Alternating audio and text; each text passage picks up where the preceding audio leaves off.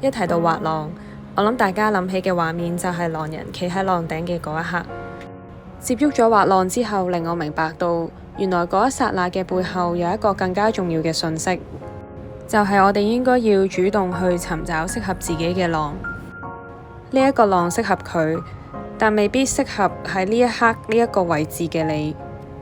就好似我哋嘅人生一樣，每個人都有唔同嘅背景、能力同埋追求。好想透過呢一幅畫去記錄返浪人喺度期待緊浪嘅畫面，懷住雀躍嘅心情去迎接同埋挑戰嗰一度將會出現嘅浪。無論喺滑浪嘅世界，定係喺人生嘅旅途中，